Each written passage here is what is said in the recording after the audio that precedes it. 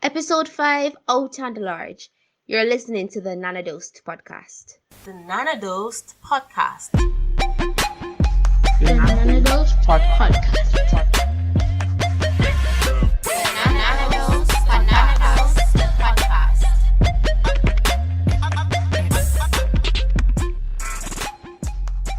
Hi everyone, welcome to the Nanodosed podcast. I am your host Ashiva, and for those new listeners who are wondering, this is the podcast where you get a dose of how to take action of efficient adulting. Today, my fellow Nanodosers, we are going on a plane ride. Yes, for those persons who have never traveled on a plane before, today's a day. Today's a day. So pack your suitcases and let's board the plane. Now, while we're traveling today, we want to explore the topic: are immigrant parents providing adequate holistic development for their children? And let's be real and honest, and I can only speak from a Jamaican's perspective. Every other person wants to go abroad. In fact, a lot of persons, once the opportunity hit, they migrated, they packed up and they left. They went where the opportunity was. Migration in general is just one of those things that it seems to have been increasing. But in fact, there is a study out conducted in 2018 that stated that 29,000 persons migrated in 2016, and up to 2015 that number declined to 23,000 people.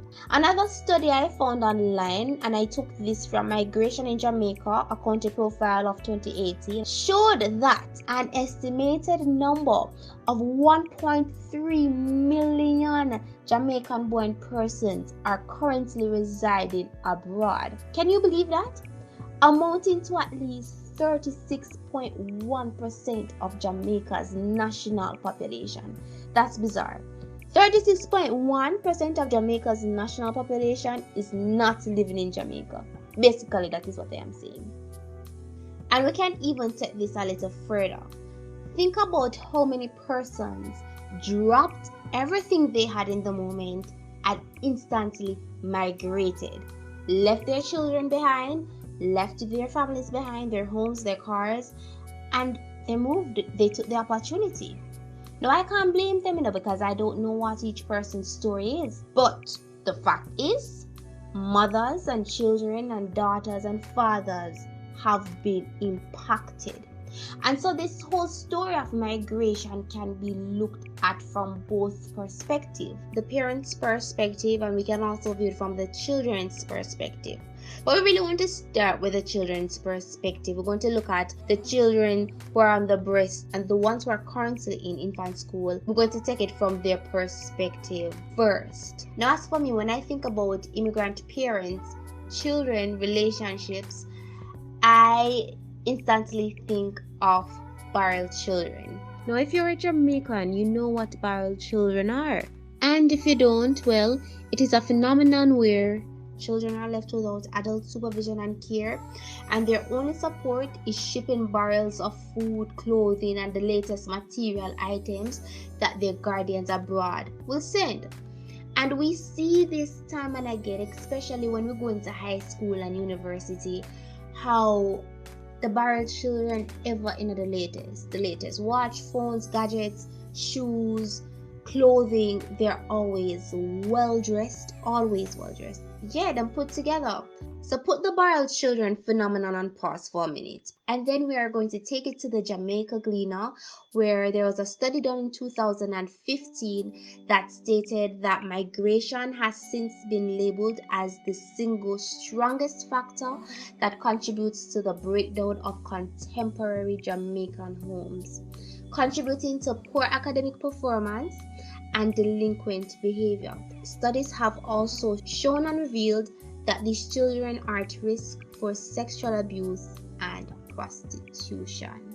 Pulling those two theories together, for barrel children are being deprived of supervision, proper supervision, because oftentimes, when mama and papa left for New York, Mama and Papa left them with Grandma and Grandpa and Auntie and Uncle. And oftentimes, Grandma and Grandpa already have 10 children to take care of. And Auntie and Uncle already have their responsibilities and their children taken care of as well. So oftentimes, the barrel children get lost within the whole family structure with these other relatives. They don't know where them fall into. They don't have the integrity of having their own space and being comfortable. So what you find now is that they go out and source these resources elsewhere, and oftentimes it might get them into trouble.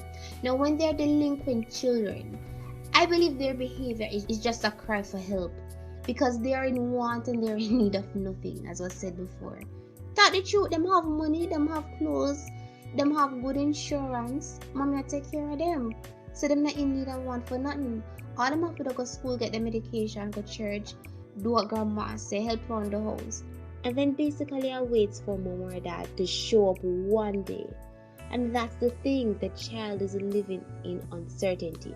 No one wants to be living in uncertainty. So it is unfortunate. Another thing also is the child oftentimes is underaged. So the full spectrum of understanding why mommy or daddy left is not understood. And that waterfall of understanding and processing that information can be overthrown in the different constituents of the child's life.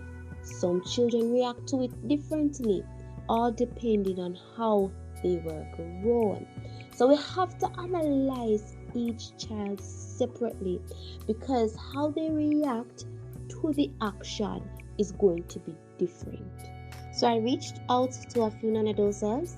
Not all of them were influenced by having immigrant parents. Some of them, I just wanted their perspective and their view on this topic.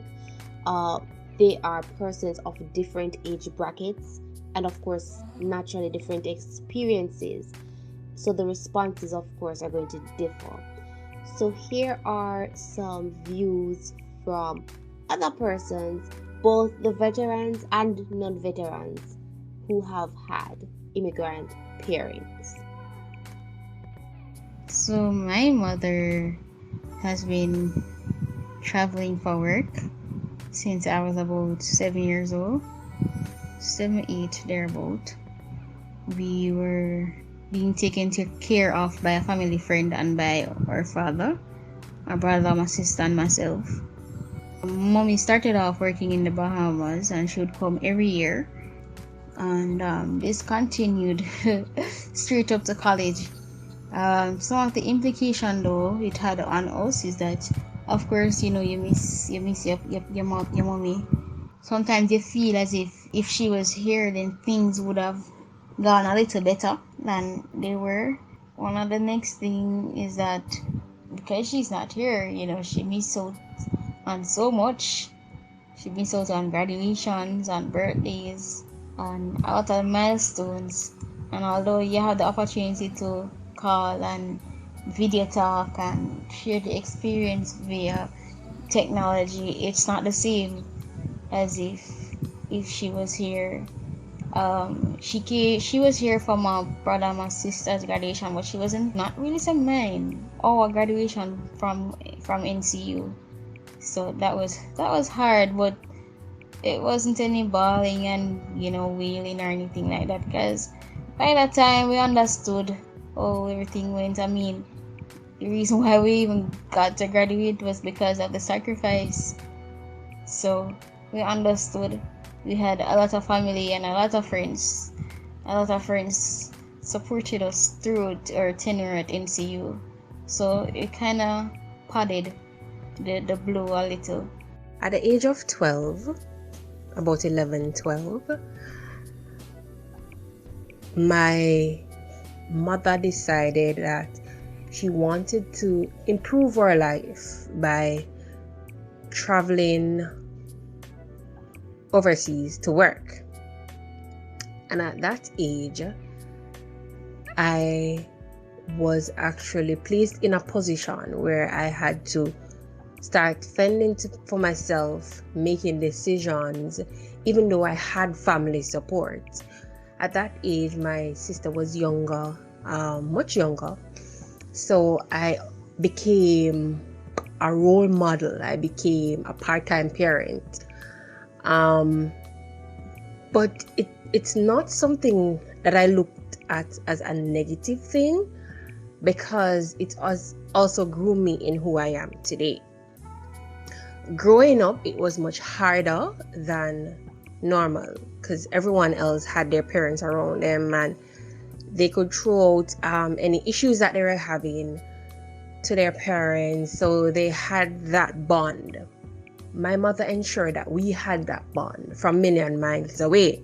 I know of friends who it has affected them negatively. For me, I appreciate it because it has groomed me in a way that I learned to appreciate the small things in life. It has also allowed me to become a fighter.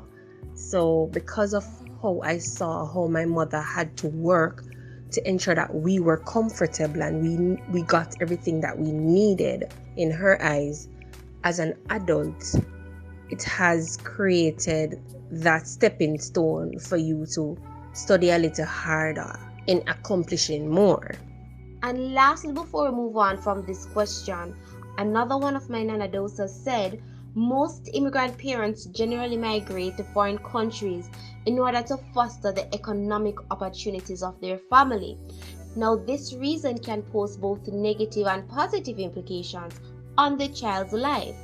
Positively, the child is given the opportunity to pursue the desired career as the financial cost incurred could possibly be covered by the immigrant parent.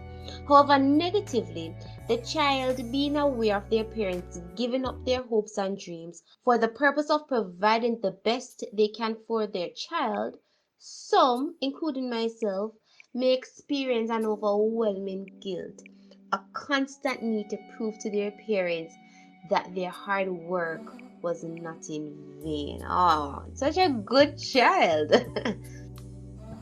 Now, what about the parents? What implications do migration have on them? Because oftentimes we forget that they have feelings too and they have obligations to meet. Now, in order for us to completely understand the implications on parent, we have to answer the why the parent migrated. That is very important. Did the parent migrate for the needs of themselves, or did the parent migrate for the needs of their children? Because there's a thin line between the two, and that thin line permeates how well they process and cope with the issue. Now, there are obvious implications that migration has on the parent, right? It's obvious now the parent is going to be in a better position to provide for the family, which is good and which is what we would want. But being away from the family and being away from their children or child is putting them in a psychological imbalance that may trigger some psychological stressors. And when we think in psychological, we want to think mental and emotional. So mental stressors now would be like the expectations versus reality stigma. Oh, I'm expected to make $300 a month, but in reality, when I subtract rent, food, clothing, I'm only left with X amount of money. How am I going to provide for my family? How's my children's school fee going to be paid, right? When we think about other mental stressors, we think about the functioning of the family. When one parent is missing, saying that one of the parents was a nuclear family, that parent is now gone. And the parent that is now left with the child or children has to now maneuver how to be both parents, which is impossible, as we know. We already talked about that already here and on those. But that parent has to now take up the responsibility of the two parent in as much as he or she can cope. Other stressors may include the marriage may become dysfunctional, which depends on how often the couple will find time to communicate. Another thing too would be acculturation, and basically acculturation is when a party moves into another country and basically adapts to the culture of that new country. So for example, you and mommy used to love scrambled eggs, but since mommy migrated, she likes sunny-sided up eggs. So every time mommy come on the phone, mommy start talk about sunny-sided up eggs, and you cannot relate to sunny-sided up eggs because it is not something that is common in Jamaica. You understand me? So the trajectory of the conversation now changes, and that which used to bond you and mommy don't bond you anymore. So that in itself to me have an effect, as well as the parent, because you know how the parent communicates with the child that is now affected. So there's a lot of options and a lot of things to discover when we're really talking from the parental point of view. I actually wanted to speak to a parent who is in such a state, but I was unable to really reach out and efficiently grasp hold of one to get some insights and get some perspective from their point of view. Nonetheless, none of those, I still got an opinion from one of us. Parents also are impacted by them leaving just the same. Parent misses out on the important things in the child life, and later on down in further years, the parent, when reflecting back on life, they will now get to a stage where they say, oh, I feel away because I wasn't there for your birthday, I wasn't there for your graduation, I wasn't there for these important things in your life. And the parent now feels a form of regret, in a sense that they weren't there to say happy birthday. They were there in a virtual space, but they weren't there to say physically, to hug you and say happy birthday, congratulations. So that's how I think again, what parents we're are doing impacted is by that we're them trying leaving. to answer the question. So we're dissecting all the necessary compartments and retracting all the necessary information so that we can be fully equipped to answer the question. But unfortunately, we will not be answering the question today. Say what? No, people, this is where we're ending. This is a part 1 to a 2-part series. Yes, I decided to split it because y'all always complaining how the episodes are long and etc. etc. So just for today, I will listen to you and facilitate those persons who only have 10 or 20 minutes to give to me. I'll take it gladly. Remember to comment on YouTube under the comment section. Tell me what you think about the implications on parents and children. And hey, if you want to go ahead and answer the question, which is, are immigrant parents providing adequate holistic development for their children? Go ahead. I'm glad you joined me today once again, and I will see you next week. Guys, it's the same time, same place. We'll be talking about nurturing versus provision. Why should we have to choose? Alongside solutions to this problem. So we're really going to continue some in-depth conversation that is absolutely necessary. Alright, you have a good week, have a safe week. Please wear your masks, wash your hands, carry your sanitizers. By now, I'm sure we're all familiar with this new way of living. Just a reminder. Love y'all. Be safe. You've been Nana Dose.